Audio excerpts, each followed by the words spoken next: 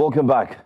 Time for us to look into the papers and see what each and every front pages of the newspapers are saying.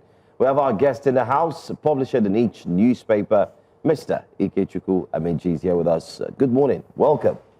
Good morning. Good morning, Mr. Amaechi. Yeah, you look like you're just coming back from Davos, World Economic Summit. No, I just wanted to be like you today, Wenger. Oh, great. Nice. I'm inspired. Splendid.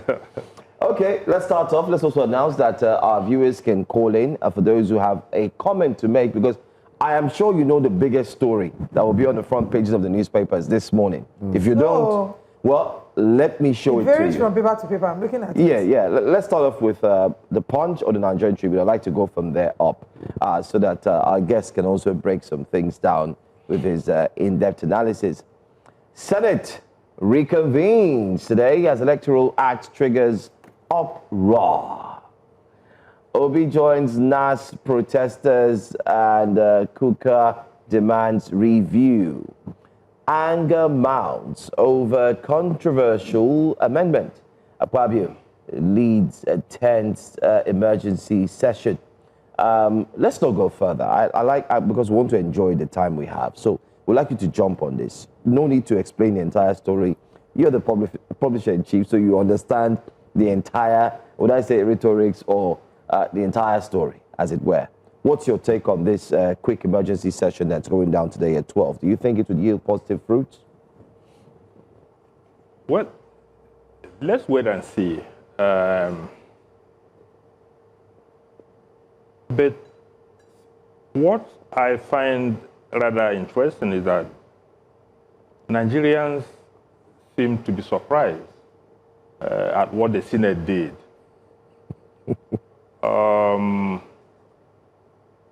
Look, anybody who had expected that the Senate or the National Assembly, that's the Senate specifically, because the bill that the House of Representatives passed, of course, was now fundamentally different from what the Senate did.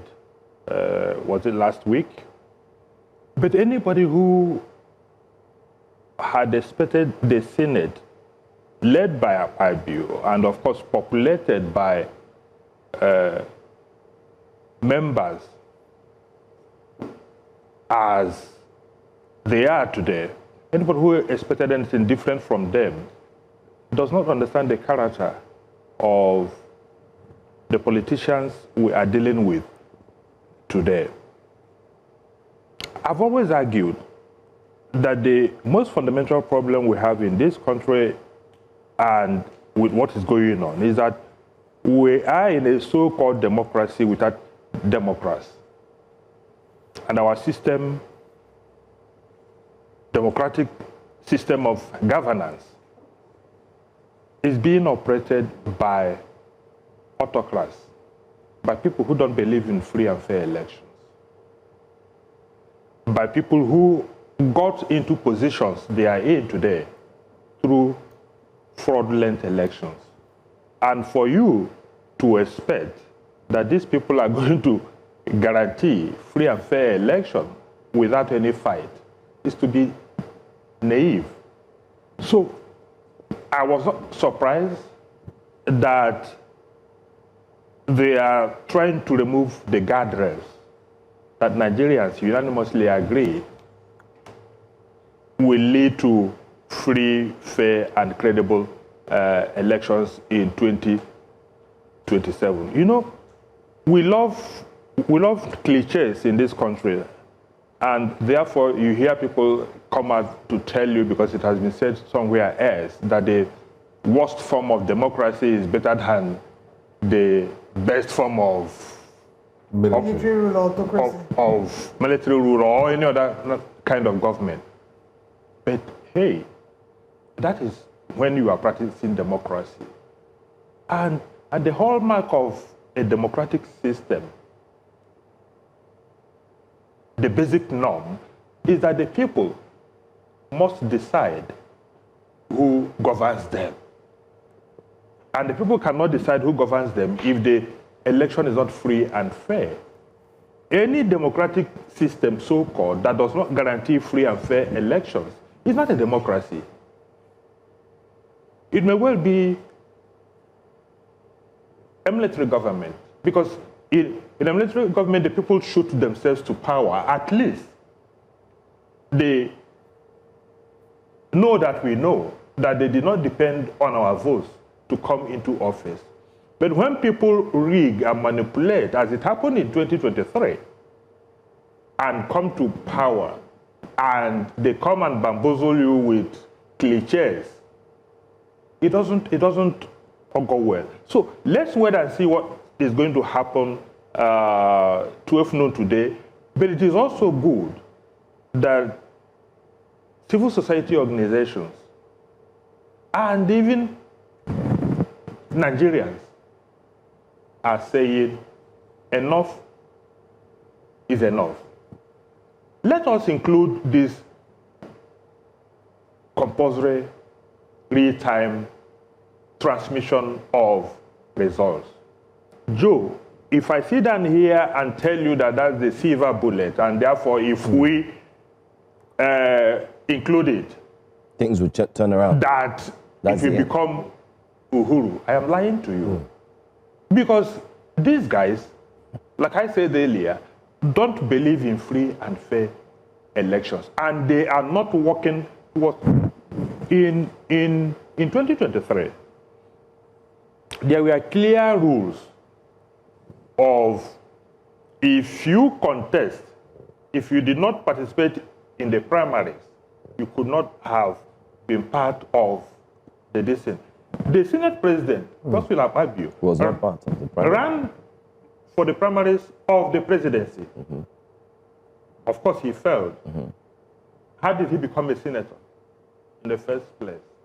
And nobody's Now talking about that. one. And The courts are quiet on that. And the judiciary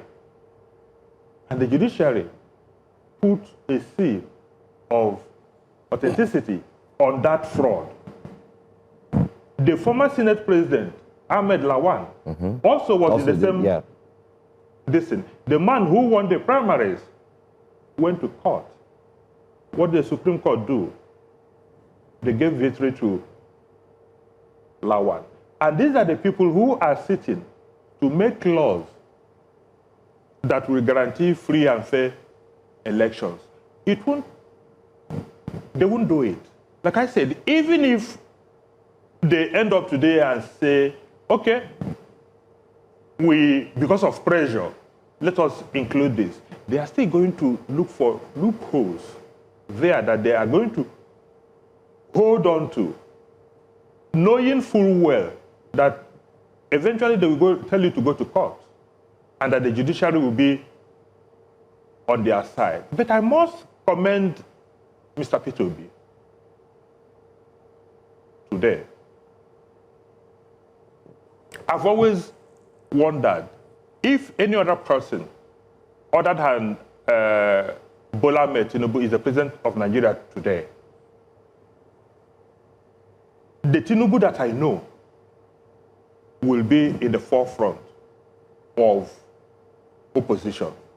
So what P2B did yesterday is what any responsible opposition leader will do. And you ask yourself, where are all the other people who are coming for presidency, masquerading as possible presidential aspirants?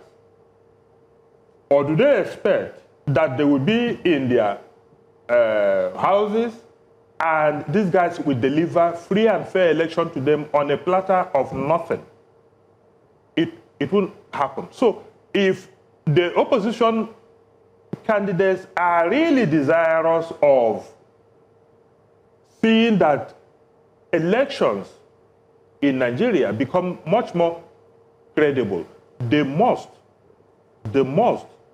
be part of this agitation to ensure that those who are making the laws, they do the right thing. What do you say to critics of Mr. Peter Obi that says he's being opportunistic and taking advantage of the pain of the people by being political? Being a part of the protest. Being a part of the protest. How? I've just told you we're all here in 2014, 2015. There was nothing the APC did not do. They even internationalized their campaign. We saw them moving around. In fact, Chief John Oyegu and all the chiefs, including the man. And we also remember the subsidy protest. Even for the subsidy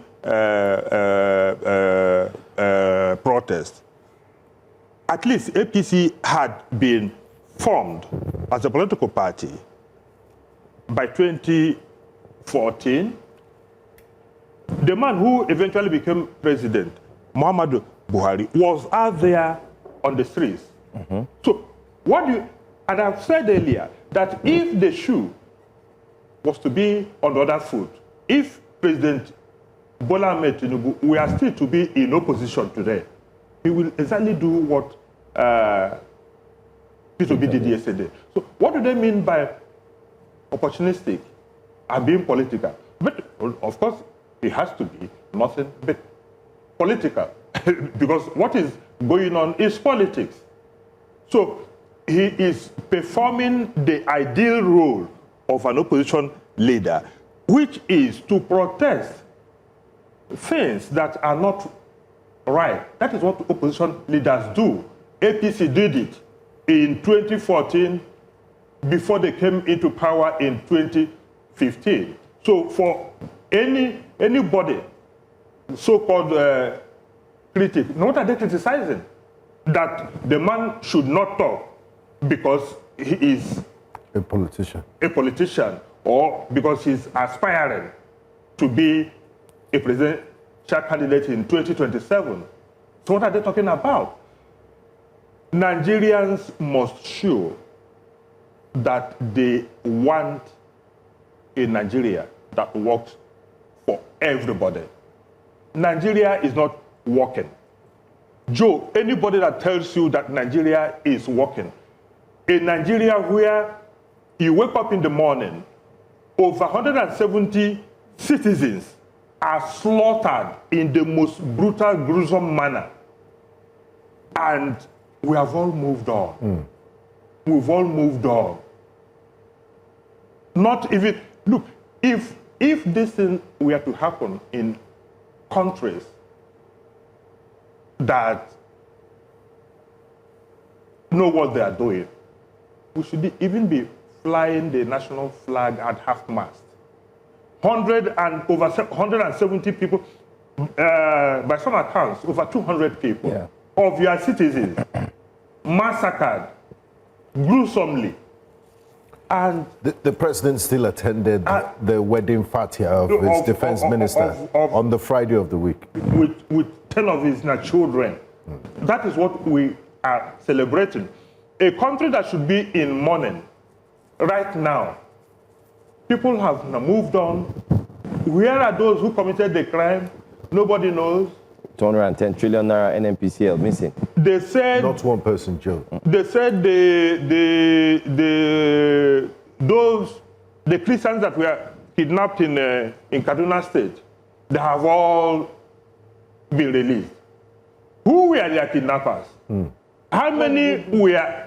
They never answered those questions. Arrested. The 83 children, did they pay brought them back. They wash okay. So you know the absurdities are so confounding. And that brings me to another story on the front page of the Punch newspaper, just before we move on, and still on security.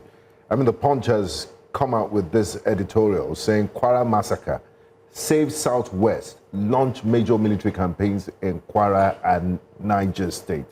I mean, this problem started off in the Northeast more than 13 years ago, and, you know, we thought it was a one-off, it would be confined there. We've seen it spread slowly towards the coastal states, and the Nigerian government, unfortunately, seems to be more interested in optics, how we look, how America perceives us. That's why they paid so much money for lobbying, and we've seen all this media rounds happening. Is the government going to take this editorial seriously and I mean, is it inevitable? Because from what we've seen, I mean, they've clearly failed. Since when the president declared a state of emergency or security, there was no... September last year. Nothing happened since September last year. Did you see multiple attacks on a weekly basis? Did you hear the president addressing the NEC meeting yesterday? You would think that this man was presenting his campaign manifesto. And this is a man that has been on the saddle for now 3 years. What he was still saying yesterday, I will. Not, we have done this, we have done this. These are the things we've achieved in the last 3 years that should give people the confidence. On the eve of your departure, you are still not telling us, I will do this, I will do that. So what have you been doing in the last 4 years? The Punch editorial, are they going to take it serious? Have they ever taken anything serious, Boinga? The Punch editorial is saying should save the Southwest. It's not only the Southwest. Nigeria is in crisis. If you survive in Nigeria, it is by the grace of God, not because of what government has done or not done.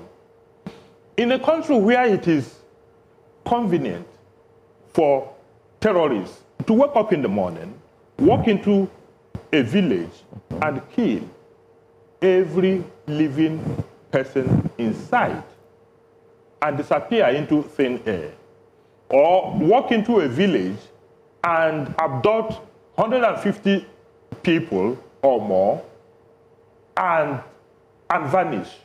And what we hear is that 2 weeks, 3 weeks later, we say they have been rescued. Uniforms sold. Everybody will come there and they will celebrate. No word is heard about those who committed the atrocity. Were they arrested? Were they neutralized? Was a ransom paid? Was ransom paid? And we are expected to move on without asking all these questions. When you ask these questions, they say, you anti-Tinubu. You never see anything Are you not good. happy that they've released them? The president that's what is they say. speaking in that sense. I mean, you're saying that he's still talking, I will. That I would assume is present continuous, but he hasn't shared what he's done from, what you've said. However, there's somebody who's sharing what the president has done, and that is the First Lady of the Federal Republic of Nigeria, Senator Oluremi Tinubu, who is currently in America. I don't know if she's back yet, but I know she was in America and granted an interview. Let's take a look at the video and we'll come back to talk about it.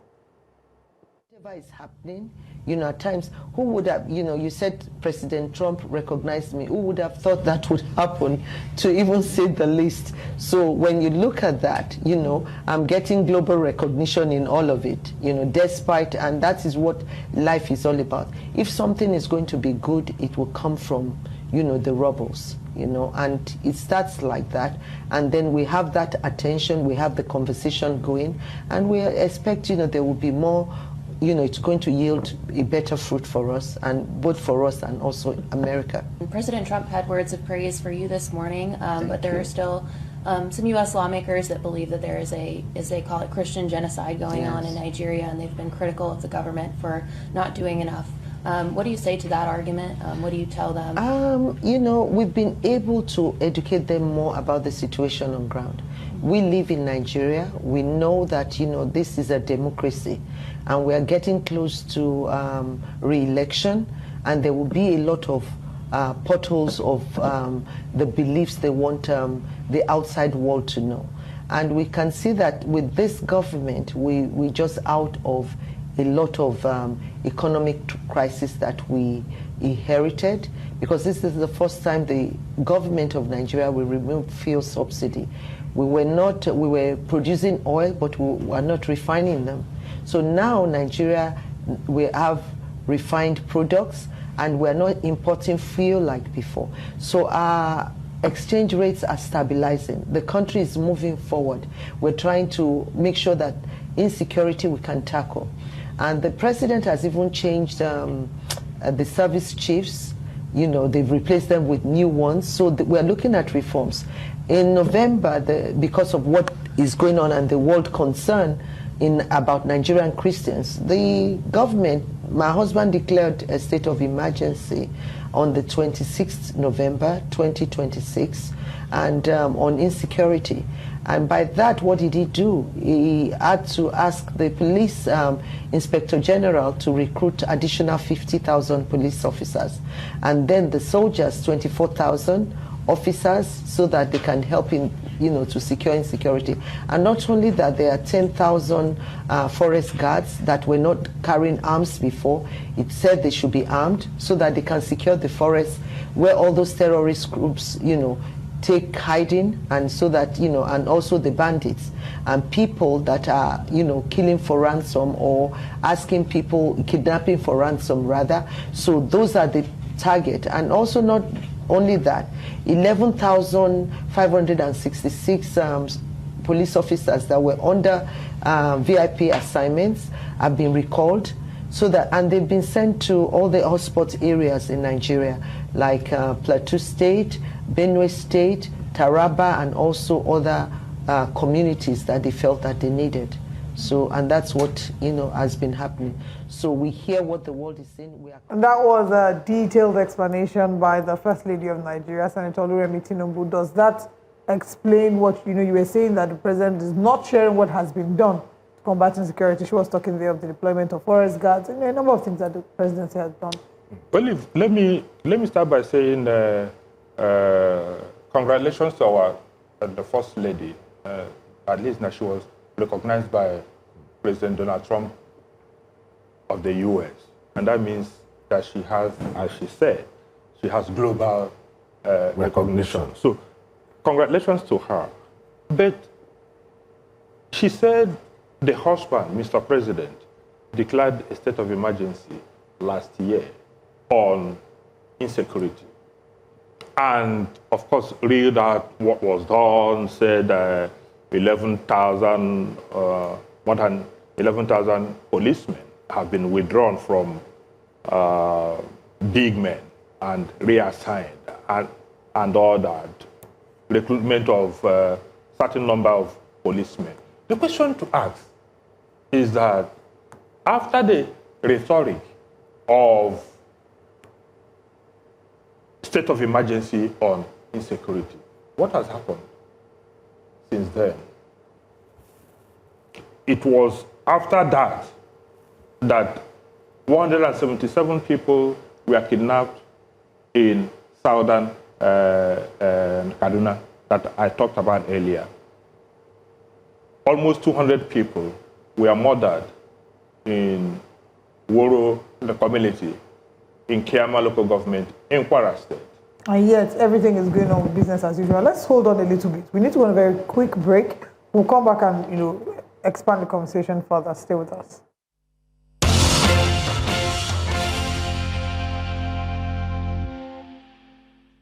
Welcome back to Breakfast Central. We're still looking at the papers, and Mr. Amaechi, we're speaking to the reality of what is in Nigeria, the numbers of scores of people who have been killed in Kwara State. How in all of this, is business as usual. Just yesterday also, 9 Christians were kidnapped from a Catholic church in Benue State. So there is no single day, since the declaration of state of emergency on insecurity that you don't see a spike in this menace. So you ask yourself, yes, declaration was made, okay, how many of those new policemen that the president... And forest guard. How many of them have been employed? Have they been recruited? So when these guys go and make the statements that will never be fulfilled one way or the other, and the First Lady is touting that as an achievement. On the ground, where have we moved from ever since that declaration? So I don't think anybody is deceived. Now, have entered into this is that these terrorists are so emboldened that they now write letters to tell you that they are coming. I was hearing of another letter that's been written. And they will come. They will tell you that they are coming, and they will come. In the case of the Woro distance, they said it took almost 10 hours for the security men to get there. Imagine if people left defenseless for 10 hours. Of course, it couldn't have resulted into another thing other than the tragedy that we had on our hands by the time the guns were eventually silenced. Now, who has been arrested? So, when people talk, is it in Abuja?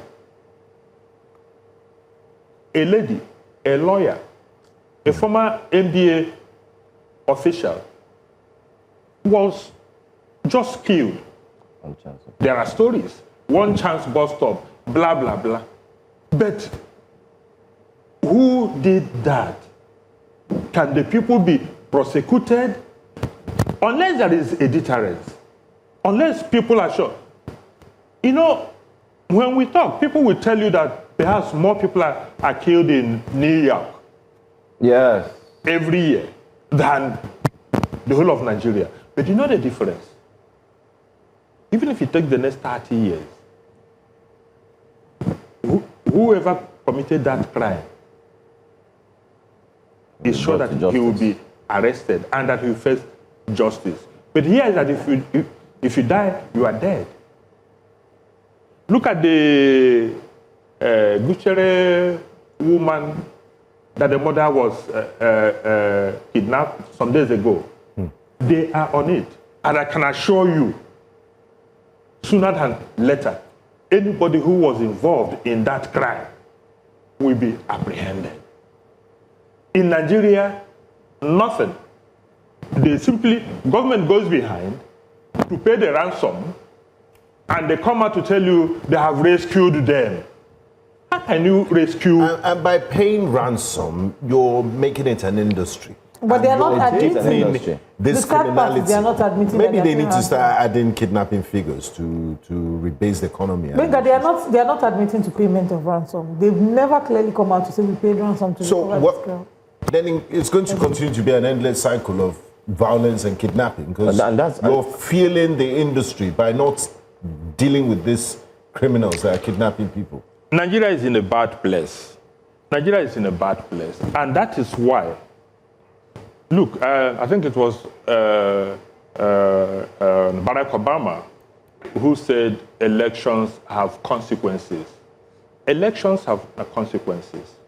And that is why people are clamoring for the guardrails that will guarantee free, fair, credible and talking about free, elections. Fair and credible elections, let's go to our correspondent in the nation's capital, where all eyes will be on the National Assembly as they plan to have an emergency meeting today. Let's join Sagir Ibrahim, our correspondent in Abuja, to touch base with him. Sagir, good morning to you. I see you're in Abuja, around the National Assembly complex. Can you bring us up to speed with what's going on and your expectations for today? Good morning, Holmes. Good morning, Joe. Good morning, Joe. Good morning to the doctor in the studio. So today, there's going to be a lot of focus on the National Assembly today, particularly the Senate, due to an emergency sitting that's scheduled to hold by 12 p.m. this afternoon. Expectation is that clarifications would be made on the contentious Electoral Act amendment and the issue of the electronic transmission of results. This has been the focus of Nigerians for quite a while now. So yesterday, members of civil society groups, several civil society groups and also opposition members, were out here on the street in front of the National Assembly to drive home the point. Everybody calling for transparency. Now, it's not just the amendment in terms of transmission, there's also the issue of reducing preparation time for elections. It has been reduced from 360 days, a time frame according to INEC and even many civil society actors is not enough as it were, 350 days. At the moment now, that has been reduced from in the new amendment to 180 days, which they also say cannot stand. So these are the issues of the front burner, and right now I'm in front of the National Assembly entrance, and I must say that there's the presence of quite a number of police and security operatives that counted about 10 to 15 or thereabout police trucks right in front, position at the two entrances leading into the entrance of the National Assembly. Expectations, maybe they are here, maybe because people expect there might be some form of demonstration today. Others say maybe it's to forestall the breakdown of any form of activity while the emergency planning is going on. But whatever the case is, the situation right now is that security is here on the ground. No activity has started as of right now from the outside. Planning is expected to happen by 12 p.m. Maybe within the course of the day, we'll see events develop. But for right now, News Central is here on the ground. Our eyes are open, and we'll be bringing the information should there be any developments to your state. Well, thank you very much, Sergey, for bringing us that update. News Central is always on ground to bring the latest information. And we hope that everything turns out well, no one is hurt, and that the voice of the people will become the voice of God. Thank you very much, Secure. And while you proceed, you can pick one of those flowers in the spirit of Valentine's Day and give it to the love of your life. Well, then, Mr. Calm down. Calm down their blood pressure. No problem. Nice advice, Benga. Happy Valentine's Day in advance. Benga. Happy Valentine's Day to all of you in the studio. Anyway, thank you so much again. As we look forward to wrap up, we have barely just 3 minutes to go. Mr. Ikechukwu, the big story, unfortunately, like we said, there's no bigger story than what we've seen here. But I wanted to go to the Nigerian Tribune in 2 minutes, if you can help us with that. It says, appeal court upholds Natasha's suspension, says Senate acted within its powers. That story was big yesterday. It also came out on the niche. Yeah, what do I say? The courts, in their wisdom, said that suspending Senator Natasha was within the powers of the Senate president. I'm not too sure that what was in question was whether the Senate has the capacity to discipline one of its members if he or she errs. That was not the issue. The issue was whether they have the reason to suspend somebody for 6 months. I'm not too sure that the Senate rules says that somebody could be suspended for that long. And because, why is it so? This woman or any lawmaker represents a constituency. It then means that when you suspend the person for 6 months, you have suspended that constituency, as it were, for 6 months. So what was at stake all this while was not whether Senator Natasha could be disciplined if she has breached any of the Senate protocols, but whether that sanction could stay for that long, I think, is the issue. But now that the courts have ruled, I'm not too sure whether Senator Natasha will have the appetite to go to Supreme Court and to challenge that decision. I'm not too sure. I think she's divided with the electoral reform. That's where she will be focused on now. I'm not too sure that she will have that appetite not to do so. But the truth of the matter is that right now we have much bigger problems that should concern Nigerians. All right. And not whether the Senate has the right to discipline one of his own if he or she errs. Speaking of bigger problems, let's wrap up by taking comments on YouTube.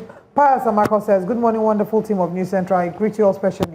Too many issues on ground today, but let me start with the First Lady's speech. The speech would have been better if he didn't complete that. He said it's also an indictment on this government that the most populous black nation can't fix its own insecurity issues As for the issue of the electronic transmission, I hope the National Assembly does the right thing today. After yesterday's protest, they should know that people are not smiling. Have a beautiful day, please. Thank you, Pius Marco. Have a beautiful day, too. And Olumide Alade says, the analyst noted that the president did not outline his achievements yesterday. However, one could argue that his most visible achievement so far has been drawing more governors and legislators into his political camp. It's also an achievement, you know. It appears that his first time is largely being used to position himself for a second term. Sadly, Nigeria bears the cost of his political focus. Thank you, Olumide Alade. Thank you, Brilliant. Pius Amako. We can see our earlier guests who disagreed with our, earlier comments disagreeing with our guest regarding the Reverse State. No, not reverse State, the INEC, saying that INEC does not have the facility to carry out real-time transmission in real time. Do you agree with that? I don't. Olive, we continue cutting slack now for these guys, assuming without considering this and that. Look, like Amaechi said, that we don't have network in 9 states. What should a serious country be doing? Invest in putting in the network in this stage to ensure that this can happen. Now we have to get out of the studio. How can that be an excuse to continue? Okay, even if we don't do it this time, the next 4 years, we'll be back. It will come back again. So let's start now. So we can Thank you so much for being a part of the show. We have to go now.